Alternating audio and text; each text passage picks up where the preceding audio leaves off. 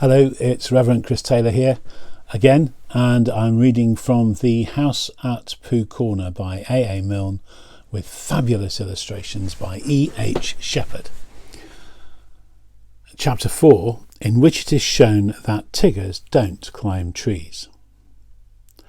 One day when Pooh was thinking, he thought he'd go and see Eeyore, because he hadn't seen him since yesterday.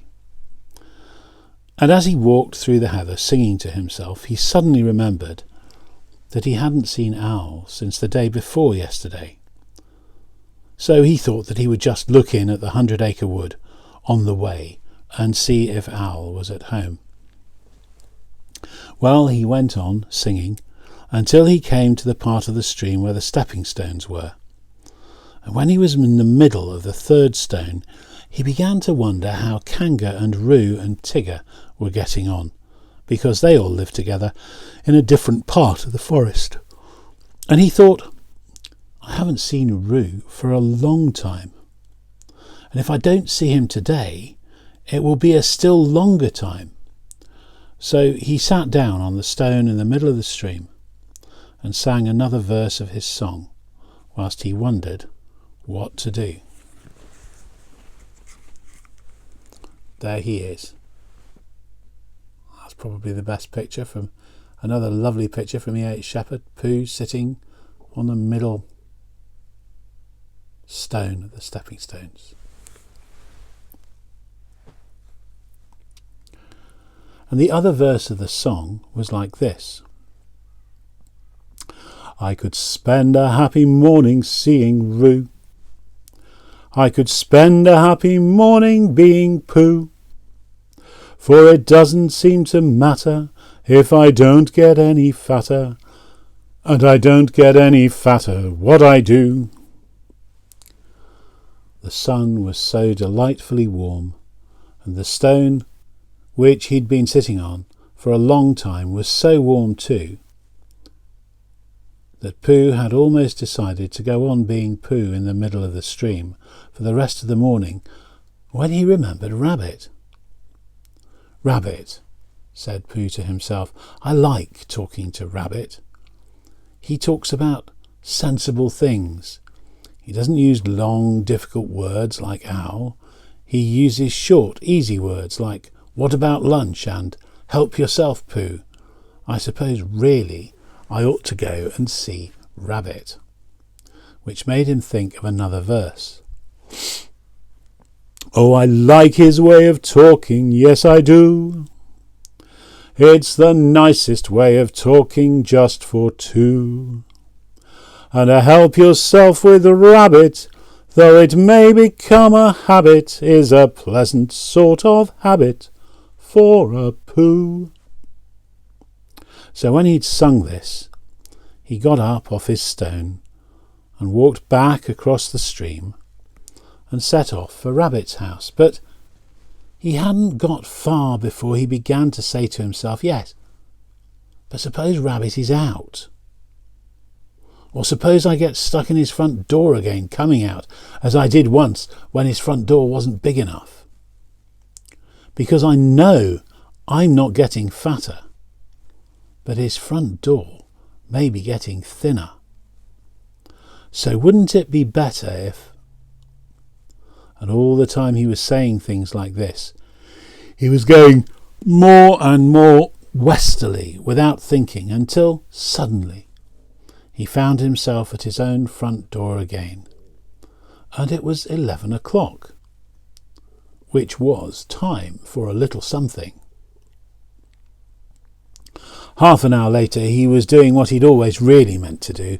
He was stumping off to Piglet's house. And as he walked, he wiped his mouth with the back of his paw and sang rather a fluffy song through the fur. It went like this. I could spend a happy morning seeing Piglet, and I couldn't spend a happy morning not seeing Piglet. And it doesn't seem to matter if I don't see Owl and Eeyore or any of the others. And I'm not going to see Owl or Eeyore or any of the others, or Christopher Robin. Written down like that, it didn't really seem a very good song, but coming through a pale fawn fluff at about 11:30 on a very sunny morning, it seemed to Pooh to be one of the best songs he'd ever sung. So he went on singing it. Piglet was busy digging a small hole in the ground outside his house. There's Piglet, digging the small hole. "Hello, Piglet," said Pooh. "Hello, Pooh," said Piglet, giving a jump of surprise. "I knew it was you." "So did I," said Pooh. "What are you doing?" "I'm planting a haycorn, Pooh, so that it can grow up into an oak tree and have lots of haycorns just outside the front door, instead of having to walk miles and miles. Do you see, Pooh?" "Supposing it doesn't," said Pooh. "It will, because Christopher Robin says it will, so that's why I'm planting it." "Well," said Pooh, "if I plant a honeycomb outside my house, then it will grow up into a beehive." Piglet wasn't quite sure about this. "Or a piece of a honeycomb," said Pooh, "so as not to waste too much. Only then I might only get a piece of a beehive, and it might be the wrong piece, where the bees were buzzing and not honeying. Bother." Piglet agreed that would be rather bothering. "Besides, Pooh, it's a very difficult thing, planting, unless you know how to do it," he said, and he put the acorn in the hole he had made and covered it up with earth.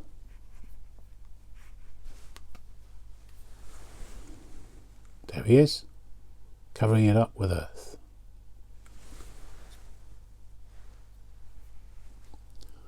And then he jumped on it.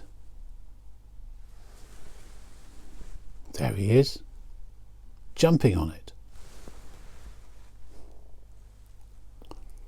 "I do know," said Pooh, "because Christopher Robin gave me a nasturtium seed, and I planted it, and I'm going to have nasturtiums all over the front door." "I thought they were called nasturtiums," said Piglet timidly as he went on jumping. "No," said Pooh, "not these. These are called nasturtiums." When Piglet had finished jumping, he wiped his paws on his front and said, "What shall we do now?" And Pooh said, "Let's go and see Kanga and Roo and Tigger." And Piglet said, Yes, let's," because he was still a little anxious about Tigger, who was a very bouncy animal with a way of saying, "How do you do?" which always left your ears full of sand, even after Kanga had said, "Gently, Tigger dear," and had helped you up again. So they set off for Kanga's house. Now it happened that Kanga had felt rather motherly that morning, and wanting to count things like Roo's vests and how many pieces of soap there were left and the 2 clean spots in Tigger's feeder. So she had sent them out with a packet of watercress sandwiches for Roo and a packet of extract of malt sandwiches for Tigger, to have a nice long morning in the forest, not getting into mischief. And off they'd gone. And as they went, Tigger told Roo, who wanted to know, all about the things that Tiggers could do. "Can they fly?" asked Roo. "Yes," said Tigger. "They're very good flyers, Tiggers are. Extraordinary good flyers."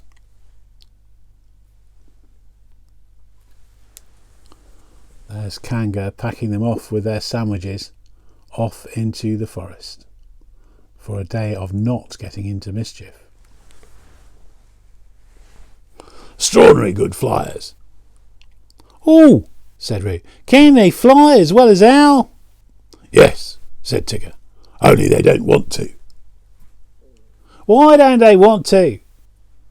"Well, they just don't like it somehow." Roo could understand this because he thought it would be lovely to be able to fly. Roo couldn't understand this because he thought it would be lovely to be able to fly. But Tigger said it was difficult to explain to anybody who wasn't a Tigger himself. "Well," said Roo, "can they jump as far as Kangas?" "Yes," said Tigger, "when they want to." "I love jumping," said Roo. "Let's see who can jump farthest, you or me." "I can," said Tigger. "But we mustn't stop now, or we shall be late." Late for what?" "For whatever we want to be in time for," said Tigger, hurrying on. In a little while they came to the 6 pine trees. "I can swim," said Roo. "I fell into the river and I swimmed. Can Tiggers swim?" "Of course they can. Tiggers can do everything." "Can they climb trees better than Pooh?" asked Roo, stopping under the tallest pine tree and looking up at it. "Climbing trees is what they do best," said Tigger. "Much better than Pooh's." "Could they climb this one?" "They're always climbing trees like that," said Tigger. "Up and down all day." "Oh, Tigger, are they really?" "I'll show you," said Tigger bravely, "and you can sit on my back and watch me." For of all the things which he had said Tiggers could do, the only one he felt really certain about suddenly was climbing trees. "Oh, Tigger! Oh, Tigger! Oh, Tigger!" squeaked Roo excitedly. So he sat on Tigger's back, and up they went. And that's the end of part 1.